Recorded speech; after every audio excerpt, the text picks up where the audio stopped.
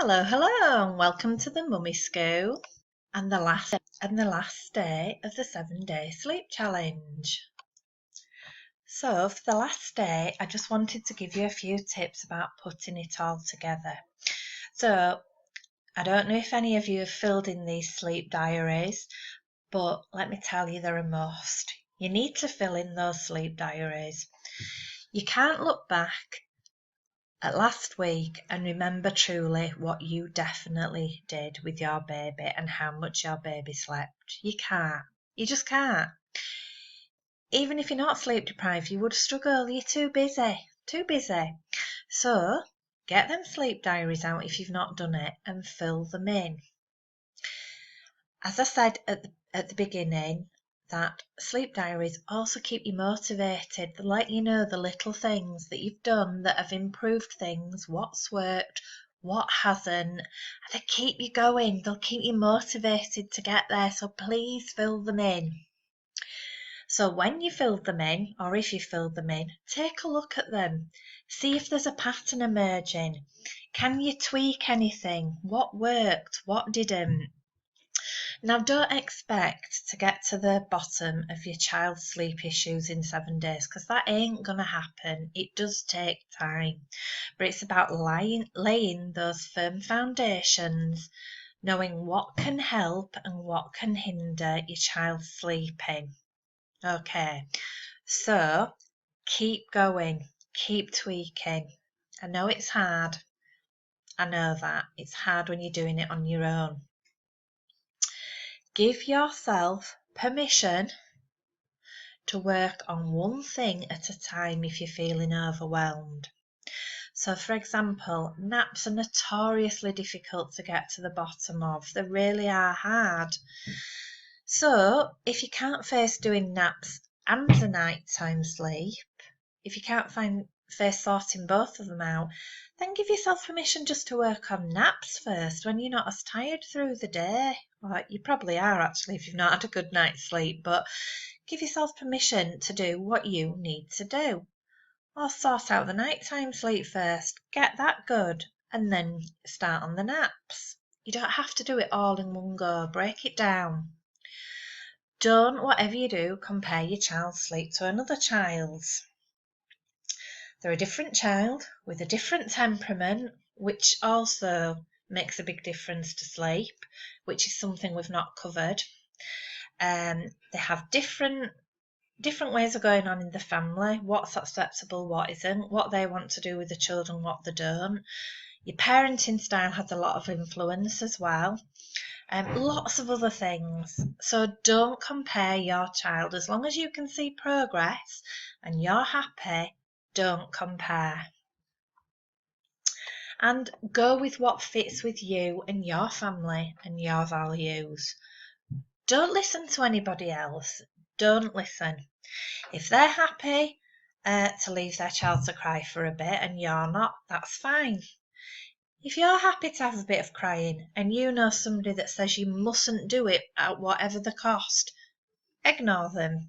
It's your child, you're the mum, it's your family and they're your values, and you are doing your best. So just ignore them, move on and get on with your own family. Now the rest of this video is about looking after yourself. Okay, so often we don't think about ourselves in any of this parenting or sleep challenging thing, but it's important to. It really is important to give consideration to yourself.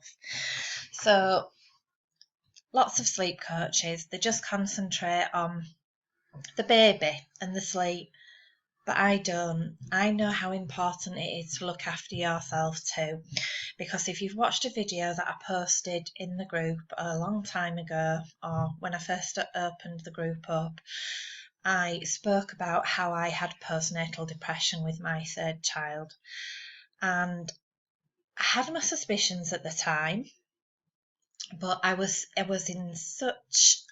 down such a dark hole, and I just could not see any light at the end of the tunnel, and I was really struggling with 3 children, 7 years, and 2 and a new baby, and it was hell.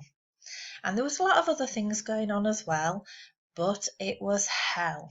And I didn't look after myself, and I was pretty desperate. And that's really what drove me to train at the University of Worcester to help parents like yourselves who are struggling with things, because it's a challenge. And sometimes you don't know where to go and you don't know what to do and you're just going downhill. And training with the University of Worcester, I realised that I really did not look after myself emotionally. And it's so important, and I didn't really understand the importance of it at the time. But now, looking back on reflection, I didn't have any support, and I was, my emotional fuel tank was just running on low. I wasn't in a good place. So, enough of me, and let's talk about yourself. So, parenting and sleep deprivation can be emotionally draining. Not just sleep deprivation, but parenting. Recognise the need to look after your own emotional health. It's as important as looking after yourself physically. If you don't look after your own well-being, you won't be in a good place emotionally to be the mummy that you want to be and that you can be. Regulating our own emotions will help us teach and support our children and be available for them to learn how to regulate their emotions. Lack of sleep makes the simplest tasks seem impossible. Accept it and go easy on yourself. It's crucial to recognise when you are emotionally drained, stressed, and ready to refuel. You may think you can hide your emotions from your child, but did you know that a child's brain, a part called the frontal lobe, can pick up on those emotions and feelings? Seriously, think about this. We've all been there, and we've all walked into a room when you can cut the atmosphere with a knife. You don't know why. You don't know why there's this energy and this feeling in the room, but you know that there's something not quite right.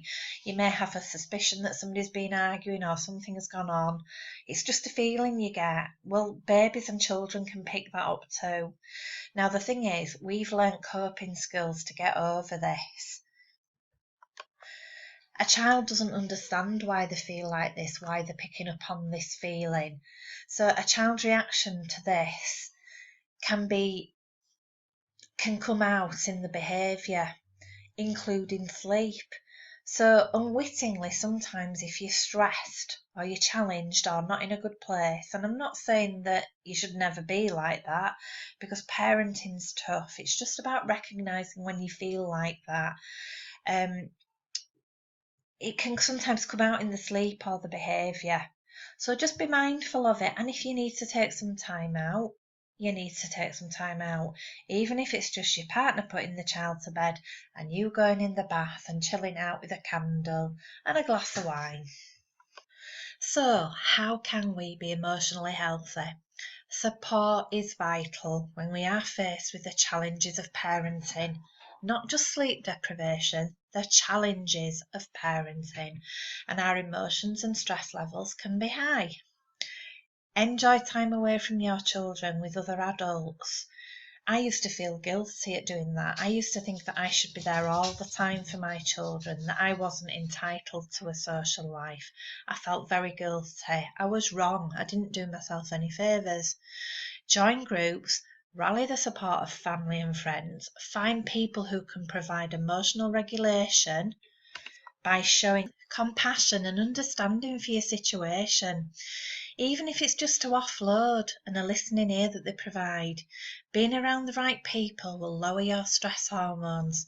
It'll help you regulate and manage your emotions. It's an important part of parenting, something we need to learn and recognise. Why? So we're in a good place emotionally to hold and teach our own children how to regulate their emotions. Think about teaching them how to recognise and control anger, fear, sadness, toddler tantrums, and further down the line, the teenage years. You need to be able to support them to regulate their own emotions. And you can't do that if you're not regulating your own emotions. So start by trying to manage the sleep deprivation. Work out ways to get more sleep, ways that can fit with you and your family. Getting enough sleep is essential to your physical and emotional well-being. It's not a luxury, it's essential. A cliche, I know, but sleep when your baby does, or when your child does. If you've got a toddler and they're having an afternoon nap, you have an afternoon nap as well. The dishes can wait. It's important that you keep catching up with your sleep debts. You must do it. Maybe take it in turns with your partner to catch up on sleep. So if they work shifts or if the weekend comes, if you've been up all week, then make sure your partner gets up and you have a sleep. Or if that doesn't work, how about you having an afternoon nap? Take it in turns to have afternoon naps on the Saturday and the Sunday. Find ways that fit with you and your family. How about your partner taking the child or the baby out to see the grandma so you can have a nap, or just time to chill? You need to find that time, that space to look after yourself, to catch up with your sleep. And it'll improve your relationship too, because you won't be snappy, you won't be irritated, you won't be tired or as tired. You need to do it. You need to rest. So this is a term I like to use, refueling your emotional tank. It's something that I'd never heard of until I started studying, but I love it. It really hits home. So if you never refuel your emotional tank, you are at risk of feeling overwhelmed with the demands of parenthood. Refueling your emotional tank is as important as food and water.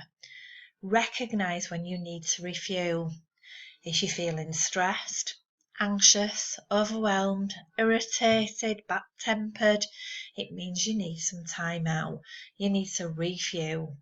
Look after yourself. It's not being selfish. Parenting can be hard work.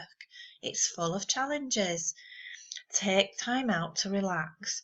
Rest when you can. Eat well. Be kind to yourself. Parenting is fraught with many challenges. There's no right or wrong way to parent. It's a skill that takes time and practice. Nobody shows us how to do it. We don't get a handbook. Enjoy some time as a couple to protect your relationship. Enjoy a date night, even if it's just watching a film together with a takeaway when the children are in bed. Connect with like-minded friends that understand, friends who've got children the same age. Enjoy football practice or aerobics. You are not just a parent, you are you too. Be kind to yourself, don't expect too much. We don't get any medals. Lower your expectations for a while. Try to get out at least once a day, even if it's just a brisk walk with the baby in the pram, or to take your toddler for a run round the park. Don't become isolated. Remember that everyone has their own ideas about parenting. It doesn't matter what they think or what they're doing. Just go with what you think. Go with your instincts. There's all different ways to parent, and we can all get wound up with listening to them. And sometimes you can feel guilty and wonder if you're doing it right. There's no right or wrong way to parent. It's just about being a responsive, good enough parent. You don't need to be perfect. You just need to be good enough. Now what? I would like to offer you some support. I would like to be your sleep buddy, provide you with that extra emotional support that is sometimes hard to find. I would like to help you really get to grips with this sleep issue and see you through this challenging time. Hold you responsible, make you see where you're going wrong. Point out when you haven't been quite as committed or consistent. If and only if you are ready to match my commitment and give 100%, I can help you. In the next few days, I'll be posting a special offer with an extra discount for being part of this 7-day challenge. Keep an eye out